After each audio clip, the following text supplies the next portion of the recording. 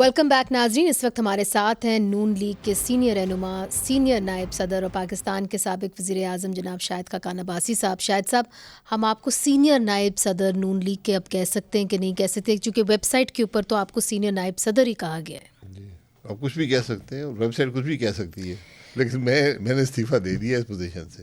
اچھا، استعفیٰ دیا، اس کے بعد آپ کی ملاقات بھی ہوئی تھی مریم نواز صاحبہ سے، تو کیا کوئی ایسی کوئی بات ہوئی ہے کہ آپ استعفیٰ واپس لے لیں؟ نہیں، استعفے کی کوئی بات بھی نہیں ہوئی. اچھا، استعفیٰ میں نے پارٹی کے صدر کو دیا ہے. اچھا، مگر وہ تو چاہتے ہیں کہ آپ استعفیٰ واپس لے لیں، جو ہمارے نہیں، استعفیٰ واپس کرنے کے لیے نہیں دیا، نہ میں ایسی کوئی بات کرنا چاہتا ہوں. میں نے ایک فیصلہ کر دیا، بات ختم ہو گئی. اچھا، مگر آپ نے یہ واضح کر دیا کہ آپ کا ایک اہم رول رہے گا پاکستان مسلم جی، لیگ مجھے کے جو اندر. ذمہ داری پارٹی کے صدر دیں گے میں اس کے لیے حاضر ہوں. تو اتنی ناراضگی کیوں ہے؟ کیوں آپ نے نہیں، استعفیٰ ناراضگی دیا؟ کچھ نہیں، میں نے وضاحت اس کی ہے، اور میں نے پارٹی کو پہلے بھی بتا دیا تھا. 31 سال میں نے کوئی پارٹی کا عہدہ میرے پاس نہیں تھا. اپوزیشن میں مجھے کہا گیا کہ شہباز صاحب گرفتار ہو گئے، آپ اس معاملے کو لیڈ کریں، تو مجھے عہدہ دیا گیا. اور میں نے اس کے بعد کہہ دیا تھا کہ اگر کبھی لیڈرشپ میں کوئی تبدیلی آتی ہے، جنریشنل ایک چینج آتا ہے، تو پھر میں اس عہدے پر نہیں رہ سکوں گا. تو میں نے جس دن ہی مریم صاحبہ کا اعلان ہوا تو میں نے استعفیٰ دے دیا تھا پارٹی کی پوزیشن سے. بہرحال آپ پاکستان کے وزیر اعظم رہ چکے ہیں، بڑا عرصہ آپ نے جو ہے کئی دہائیاں آپ نے سیاست کے اندر دیکھی ہیں. تو آج جو ایک ورڈکٹ آیا ہے جس کے اندر دو مختلف آراء جو ہے وہ سامنے آئی ہیں. پی ڈی ایم کے وکلا کچھ اور کہہ رہے ہیں، پی ٹی آئی کے وکلا کچھ اور کہہ رہے ہیں، دونوں کہہ رہے ہیں کہ ہم جیت گئے ہیں. مجھے یہ بتائیے کہ کیا الیکشنز جو ہیں اب اس فیصلے کے بعد 90 دن میں آپ کو ہوتے ہوئے نظر آ رہے ہیں؟ دیکھیے، یہ جو معاملہ تھا یہ جیتنے ہارنے والا نہیں تھا، کیونکہ اس میں کوئی پٹیشنر نہیں تھا. یہ سو موٹو لیا سپریم کورٹ نے. نہیں سر، پھر دو پٹیشنز آ گئی تھیں، ایک شعیب شاہین کی تھی، ایک اور تھی. تو سو موٹو ضرور لیا گیا تھا، وہ ڈسمس انہوں نے ایک طریقے سے کر دیا، مگر وہ پٹیشنز کے اوپر سماعت ہوئی. جی، لیکن اس میں کسی کے حق کے خلاف فیصلہ نہیں تھا.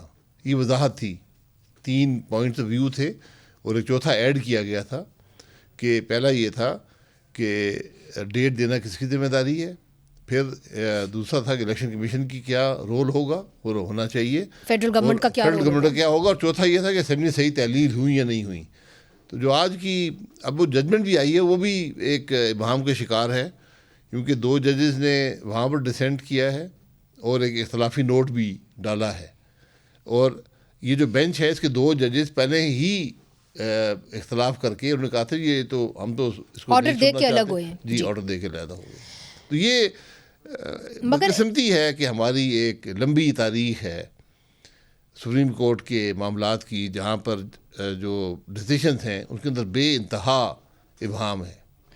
مگر الیکشنز تو پھر آفٹر آل ایک طریقے سے فیڈرل گورنمنٹ نے اس طرح اس کے اندر ایک رول ادا کرنا ہے کہ الیکشن کمیشن آف پاکستان کہتا ہے کہ جو رقم ہے وہ فیڈرل گورنمنٹ نے دینی ہے، سیکیورٹی جو ہے وہ فیڈرل گورنمنٹ نے فراہم کرنی ہے. 24 سے 29 بلین تک روپیہ کا آپ کا خرچہ ہوگا. تو کیا آپ سمجھتے ہیں کہ 90 دن کے اندر فیڈرل گورنمنٹ اس پوزیشن میں ہوگی کہ اتنی رقم ای سی پی کو دے دے یا مختص کر دی ہے پہلے سے اور سیکیورٹی دے؟ دیکھیے، یہ کوئی چوائس نہیں ہے حکومت کے پاس، یہ دونوں چیزیں آپ نے کرنی ہیں. اس پہ ہم یہ ڈبیٹ ضرور کر سکتے ہیں کہ اسمبلی تحلیل کرنے کا مقصد کیا تھا. جب آپ کو پتہ تھا اسمبلیوں کی ایک ٹرم ہے، فیڈرل گورنمنٹ موجود ہے، الیکشن عمومی طور پر اکٹھے ہوتے ہیں، تو پھر آپ کو اسمبلی تحلیل کرنا تو ایک اس کے پیچھے نیت کیا تھی وہ اب سب سامنے آ گئی ہے کہ ملک میں انتشار ہو. تو اب اس کا یہ خرچہ بھی ہوگا، سب چیزیں ہوں گی، اور مزید انتشار پھیلے گا اس معاملے سے. اور آئین بڑا واضح ہے کہ الیکشن ہونے ہیں 90 دن میں. 2 ججز جو ہیں انہوں نے آج تو ایک اختلافی نوٹ اور ایک آرڈر پاس کیا، مگر اس سے پہلے بھی 2 ججز جو ہیں وہ ایک آرڈر پاس کر چکے ہیں. پھر ہم نے دیکھا کہ جسٹس قاضی فائز عیسیٰ، جسٹس یحییٰ افریدی، خاص طور پہ قاضی فائز عیسیٰ بڑے برہم ہوئے. تو ایسا لگ رہا ہے کہ جو اختلافات ہیں سپریم کورٹ میں وہ اور جیسے دن گزرتے جاتے اور بھی سامنے آتے جاتے ہیں. تو یہ جو عدلیہ کے فیصلے ہیں آپ اس کو کیسے دیکھتے ہیں؟ کیا یہ معاملات اس کو اور مزید متنازع کر دیں گے؟ دیکھیں، عدلیہ کا کام ہوتا ہے سلجھانا معاملات کو آئین اور قانون کے مطابق. اگر عدلیہ خود ہی اس کے اندر تنازعات ہوں گے، متنازع ہوگی عدلیہ، اور دنیا میں ہوتی ہیں، یہ کوئی انوکھی بات نہیں ہے، ہمیں ذرا اسے بچنا چاہیے. اور میں نے پہلے کہا، بہت دفعہ کہہ چکا ہوں کہ بدقسمتی ہماری یہ ہے کہ یہاں پر کیس کو دیکھ کر اور بینچ کو دیکھ کر وکیل بتا دیتا ہے فیصلہ کیا آئے گا، ابھی سماعت شروع بھی نہیں ہوئی ہوتی. یہ ایک بدقسمتی ہے. تو یہ جو ایک کھویا ہوا مقام ہے جو عدلیہ کا، یہ ان کو اپنی ساکھ بحال کرنے کی ضرورت ہے. کل ایک ایسا بھی مرحلہ آیا چونکہ ہم عدالت کے اندر تھے کہ جسٹس منصور علی شاہ اور جو چیف جسٹس ہے انہوں نے کہا کہ ہم چاہتے ہیں کہ سیاستدان اپنے معاملات خود طے کر لیں، آپ جائیں، آپ دیکھیں اگر آپ معاملات خود طے کر سکتے ہیں. مگر سیاستدان جو ہے انفارچونیٹلی کسی نتیجے پہ نہیں پہنچ سکے.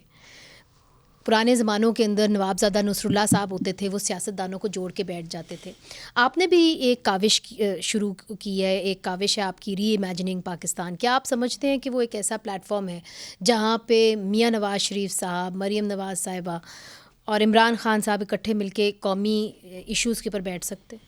نہیں، میرا نہیں خیال وہ پلیٹ فارم ہے. یہ پلیٹ فارم اویلیبل ہے ان کے پاس، پولیٹیکل لیڈرشپ کے پاس، کہ آج جو ملک کے حالات ہیں ان کا تقاضا بھی ہے ملک کے حالات کا کہ آپ سب اکٹھے بیٹھیں. اور صرف وہ نہیں، جو بھی اسٹیک ہولڈرز ہیں اس نظام کے اندر، میں عدلیہ کو کہوں گا، فوج کو کہوں گا، یہ سب بیٹھیں اور ملک کے معاملات کو دیکھیں، اس کے حل تلاش کریں.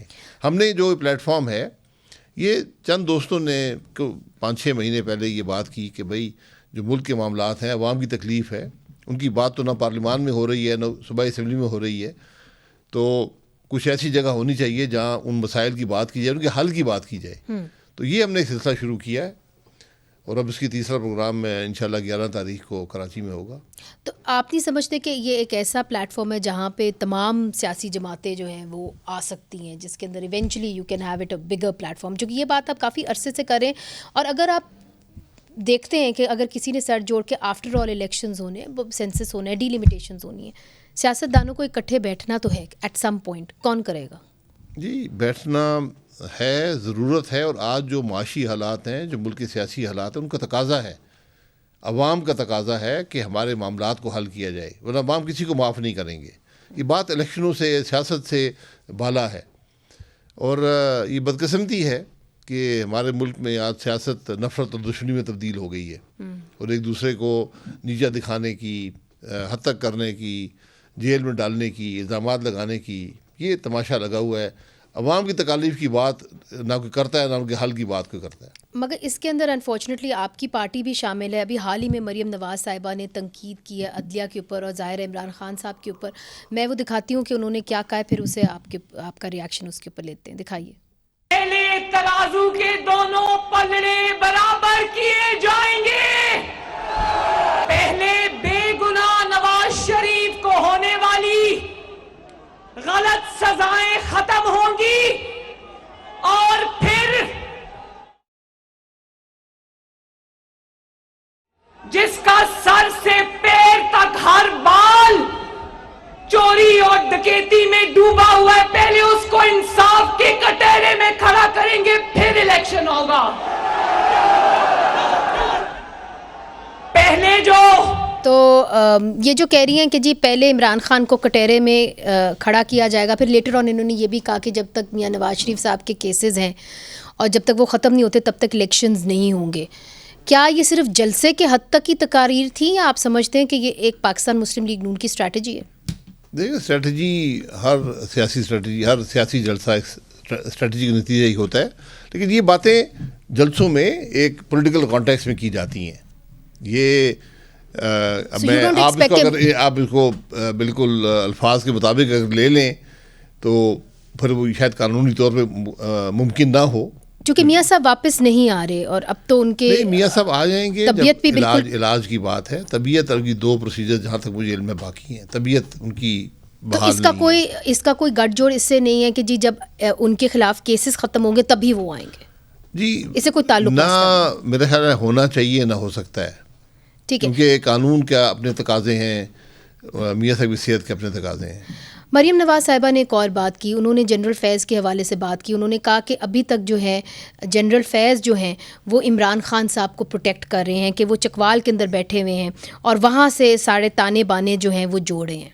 آپ کا کیا خیال ہے کہ ایسا ہے کہ ان کو کوئی پروٹیکٹ کر رہا ہے عمران خان صاحب کو؟ میرے پاس کوئی ایسا ثبوت نہیں ہے یا نہ ثبوت کی ضرورت ہے. یہ بات کر دی گئی ہے. یہ ہر قسم کی بات ہم کرتے ہیں، سارے ہر روز کرتے ہیں. تحریک طالبان پاکستان کو یہاں پہ جب بات ان کے ساتھ ہوئی، سیز فائر ہوئی، تو اس کو جنرل فیض لیڈ کرے تھے. یہ تو سب کو پتہ ہے، اخباروں میں یہ بات چھپی. آپ چونکہ ملک کے وزیر اعظم رہ چکے ہیں، آپ نے افغان طالبان کے ساتھ بھی مذاکرات کیے ہوئے ہیں، ایک طریقے سے آپ نے افغان حکومت کے ساتھ بھی بات چیت کی ہوئی ہے. اب کوئی پوچھ گچھ ہوگی جنرل فیض سے کہ آخر کار اس کے مذاکرات کے کیا خد و خال تھے، کس طرح یہاں پہ تحریک طالبان پاکستان آئے، کس طرح یہاں پہ سیز فائر بنا رہا اور پھر سیز فائر ٹوٹ بھی گیا؟ دیکھیں، یہ جنرل فیض صاحب جو اس وقت کام کر رہے تھے وہ ذاتی حیثیت نہیں کر رہے تھے، ایک ادارے کی نمائندگی کر رہے تھے. یہ اس ادارے کی پالیسی ہوتی ہے، یہ حکومت کی پالیسی کا حصہ ہوتی ہے. اس کے مطابق ہی وہ شخص کام کرتا ہے. تو اس کو آپ اس کا الزام نہیں دے سکتے. وہ اس وقت کی جو بھی حکومت ہوگی یا جو بھی ان کا ادارہ ہوگا یا فوج ہوگی، جو ان کے خیالات ہوں گے یا سوچ ہوگی، جو اسٹریٹجی ہوگی، اسی کی وہ عکاسی کرتے ہیں، اسی کو امپلیمنٹ کرتے ہیں. تو کیا سیاستدانوں کو یہ حق ہوگا کہ وہ ان سے یہ سوال کریں کہ آخر کار جب یہ دہشت گردی کی لہر اٹھی ہے تو اس نے کہاں سے جنم لیا اور کیسے جنم لیا؟ نہیں، یہ باتیں پبلک کی نہیں ہے. یہ سیاستدانوں اگر آپ کرنا چاہتے ہیں تو دھماکوں میں نہیں، لیکن ان کی بات کا ایک فورم ہوتا ہے نا. یہاں بہت سی ایسی باتیں اس میں آتی ہیں جو پبلک ڈومین میں نہیں آ سکتی. تو اگر سیاستدانوں نے بات کرنی ہے اس پر تو اس کا ڈومین ہے کہ آپ ایک ان کیمرہ میٹنگ رکھیں پارلیمان کی یا کمیٹیوں کی، وہاں پر بات کر لیں.